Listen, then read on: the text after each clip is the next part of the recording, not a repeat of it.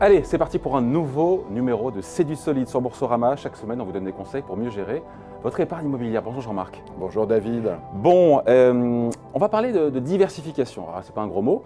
Et pour commencer simplement, il y a un dicton populaire qui dit « bon, on ne met pas tous ses œufs dans le même panier ». C'est ça l'idée de la diversification. Et on se dit, ça marche aussi pour la pierre papier, pour les SCPI. Si on veut réduire le risque que l'on prend, il faut bien diversifier. Et donc attention, c'est le message, c'est le conseil du jour. Attention à la vraie fausse diversification. La diversification, c'est la pierre angulaire des SCPI. L'idée, quand on souscrit à une SCPI, c'est de ne pas dépendre d'un seul locataire ou d'une seule adresse. Les SCPI, qui sont une sorte de sociétés dans lesquelles énormément d'investissements immobiliers sont faits, vous avez des centaines, voire des milliers de locataires, des centaines, voire des milliers d'adresses. En conséquence, le risque est très mutualisé. Voilà, on dilue le risque parce que s'il y a un locataire est problématique, eh ben, il y en a 800 ou 900 autres. Quand bien même demain une crise financière tombe, tous les locataires n'ont pas arrêté de payer leur loyer. Par expérience, c'est quelques pourcents.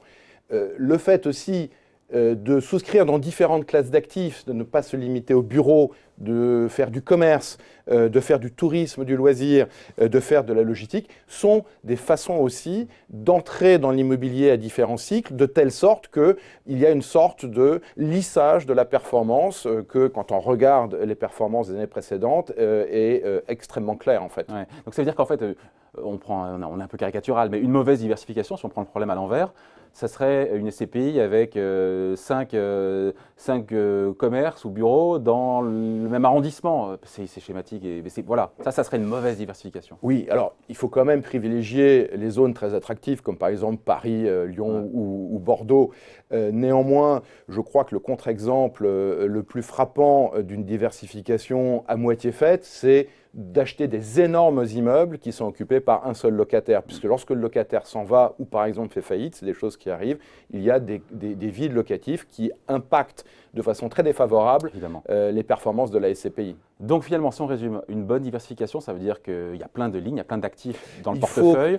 Il n'y a pas seulement des bureaux, enfin, géographiquement, on n'est pas présent au même endroit, c'est tout ça mélangé? Exactement. Il faut que les personnes qui souscrivent dans les SCPI regardent deux choses. Il faut regarder les adresses, il faut quand même que ce soit des bons emplacements, des bonnes villes, et le nombre d'adresses. C'est ça qui garantit une performance stable dans le temps et relativement sympathique et performante. Voilà, c'était le conseil du jour, de la semaine surtout.